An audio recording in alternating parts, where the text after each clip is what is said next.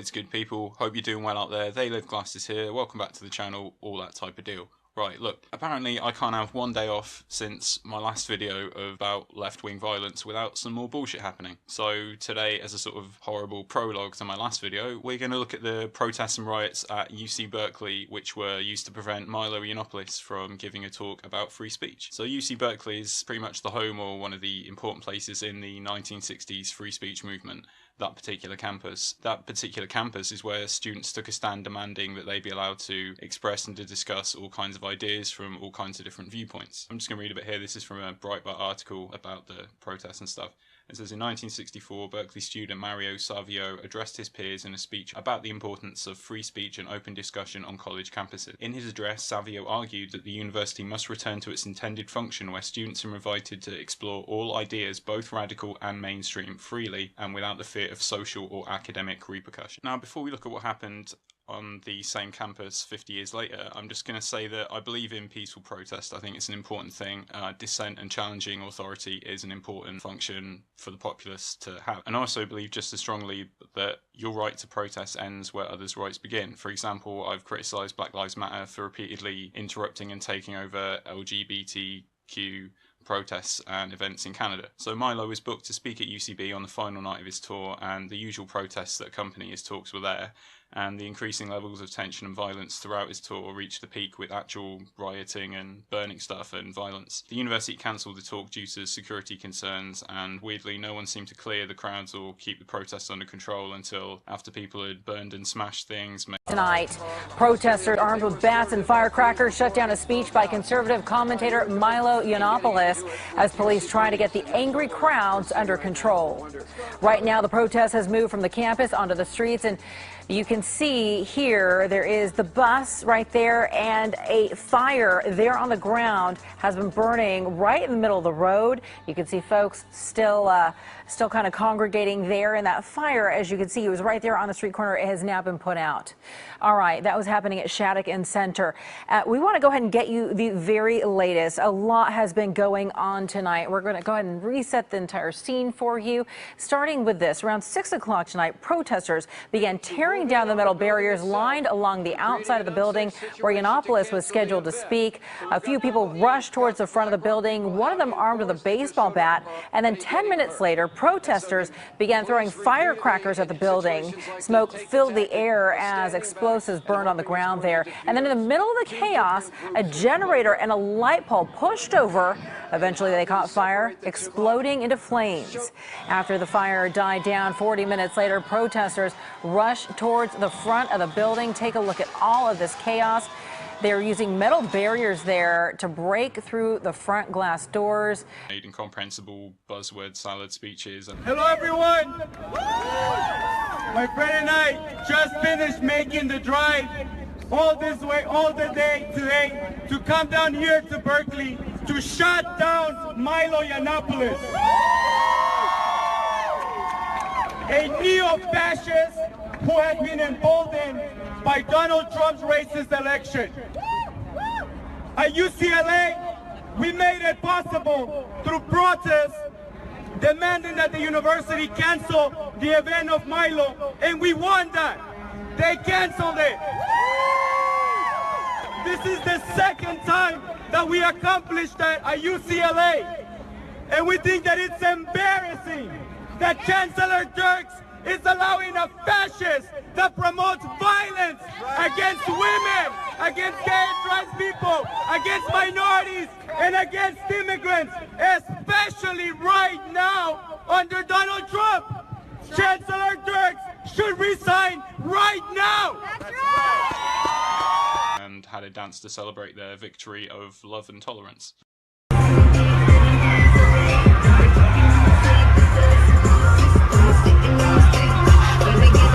I mean, if you looked at the footage, you'd think some serious thing had happened, like a major event, like more police brutality or major political scandal like we've recently seen in Romania, which also resulted in protests and rioting. But no, it was a gay, Jewish, conservative, libertarian provocateur giving a speech on campus, which people bought tickets for, about the attack on free speech on campuses. And now, putting aside the fact that no one's offered to try and debate Milo the whole way through his tour, even though he once wrote an article detailing step by step how to do this and how to beat him, this is a very authoritarian way to shut up people you don't agree with. You know, crowds yelling, chaos, people being assaulted, property being damaged on the campus where you live as well. And what has it achieved? A man couldn't give a talk you wouldn't have gone to anyway. Like, well done. Protests at Milo's talk have gone from people just not going to the talks to protests outside to no platforming him to people interrupting the events to people actually getting on stage during the events to people queuing up outside having rocks thrown at them to an actual shooting and now to a full-on riot. Being actually familiar with Milo and what he says, it is incomprehensible to me that people go to these lengths to stop him talking. I mean, he's not what people say he is, and even if he was, he should still be able to give a talk and people should be able to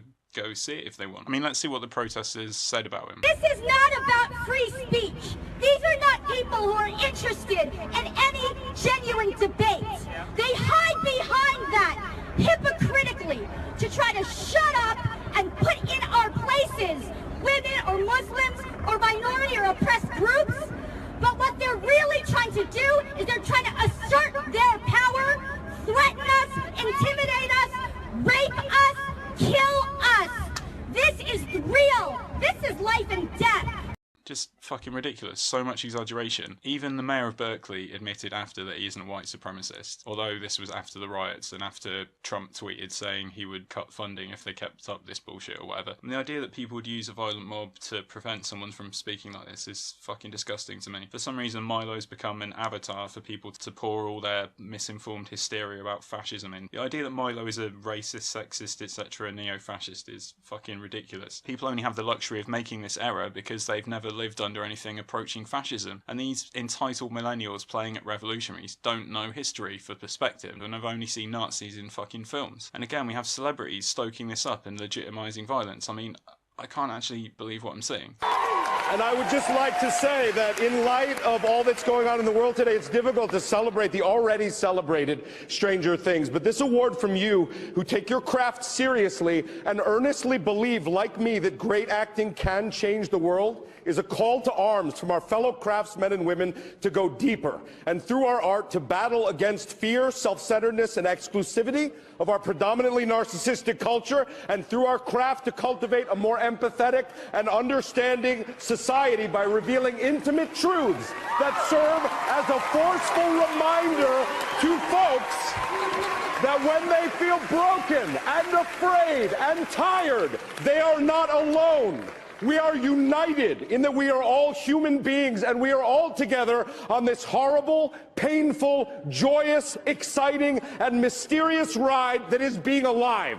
Now, as we act in the continuing narrative of Stranger Things, we 1983 Midwesters will repel bullies. We will shelter freaks and outcasts, those who have no home. We will get past the lies. We will hunt monsters. And when we are at a loss amidst the hypocrisy and the casual violence of certain individuals and institutions, we will, as per Chief Jim Hopper, punch some people in the face when they seek to destroy the meek and the disenfranchised and the marginalized.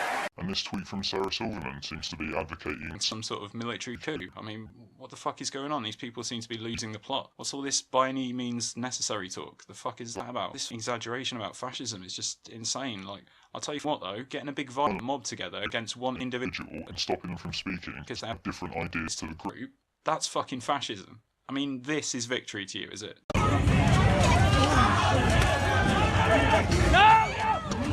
I'm looking to just make a statement by being here, and I think the protesters are doing the same. And props to them for the ones who are doing it non-violently, but I think that's a very rare thing indeed. So, thank you. Are you surprised, ma'am?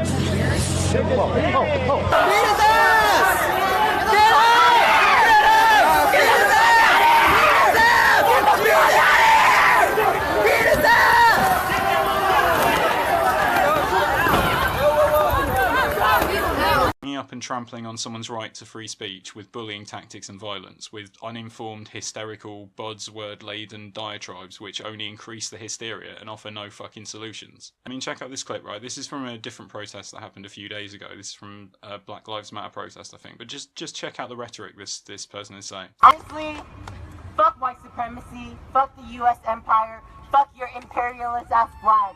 That shit gotta go. Pop that shit. Okay. You know what America thrives off of? Capitalism. We use our motherfucking black and brown bodies to live and survive while white people own fucking properties after that. Yeah, there are poor white people, right? But black and brown people are affected by all of the shit around us. And capitalism is one of them. So you know what we need to do? We need to start giving fucking money. White people, give your fucking money, your fucking house, your fucking property. We need it fucking all. You need to reparate black and indigenous people right now. Pay the fuck up. Pay the fuck up.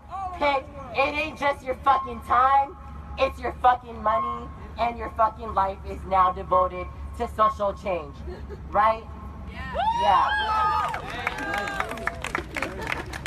I'm tired of y'all also complaining about you don't have time. Well, we don't have fucking time either. You know what I mean? We have fucking classes.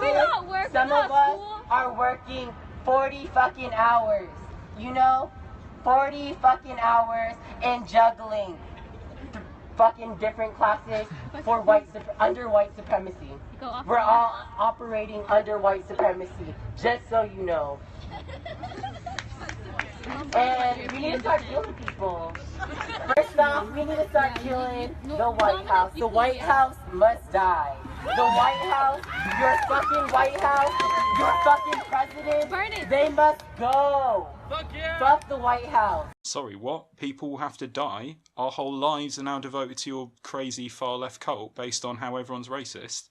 I don't fucking think so. Fuck off, come back and fuck off again. I swear these people are too blinkered by ideology to look a few years into the past or a few years into the future to get some perspective on this thing and get a fucking grip. They've stared too long into the abyss and have somehow become the intolerant, bigoted, violent authoritarians they believe are hiding around every corner. People need to take a step back and look at this situation and look at the precedent they're setting that violence is acceptable and excusable if you disagree with someone's ideas or it's for the greater good. Milo is not even a good person to protest to make a legitimate political change. He's not in the government or anything. He's a journalist and a provocateur who you have made famous by being outraged at an uninformed characterisation of what he is and says. It's just fucking lazy. He has no power beyond winding you up because you let him, because you're essentially a bunch of fucking children, and he's a sharp dude and he's made a career out of it. There are scarier people than him out there. Like, trust me, he is not your real enemy. I don't know what you're going to do if someone legitimately scary actually shows up. You have no fucking idea. There wasn't fascists everywhere, but now there is, and it's you. Speaking of enemies, it's nice to see that these spindly little millennial hipster wankers have added me to their list of enemies. Check that out. And I'll get a bullet too. Nice. I mean, check out what happens when a somewhat reasonable person tries to sort of distance themselves from these people. I want to separate the violence from UC Berkeley students. The anarchists, Do you work for the university? I do not work for the university. I'm a student, but I do not want the alt-right media, the right-wing media, to now condemn the students of UC Berkeley and the students and the faculty here for the violence that took place. The violence was not started by the students or anyone involved with the university. I just want to make that clear because I know Fox News will take this and they will use this against the agenda that's taking place. When fascists come to town, what do we do? We shut you down! When fascists come to town, what do we do? We shut you down! When fascists come to town, what do we do? We shut you down! Yeah, he got shut down by the mob. Fuck you, you're just as bad as all the fascists and actual Nazis to me, you commie twats. Now you act just the same, so fuck the far left and the far right. Fuck all you collectivist authoritarian cunts. I can't fucking stand any of you. But I'll tell you what, I don't actually see any of the far right or the right wing pulling this shit and trampling on the rights of one individual with rioting and violence. I don't see them stopping any left wing person from giving a talk at a college. Fucking ever. And on a completely different level, I'm just so saddened to see this happen at UCB with its history in the free speech movement. I feel genuinely upset that this generation has just shit on the legacy of what those people fought for back in the 60s. And that this is how it is 50 years later. Students at the same campus are actively using mobs and violence against the free speech of an individual and the students who want to hear him. It's actually just... It's fucking tragic that they got no concept of what those people fought for, so that they now have the freedom to piss it all away 50 years later because what one person said makes them a bit uncomfortable. It's just too fucking tragic to even think about anymore.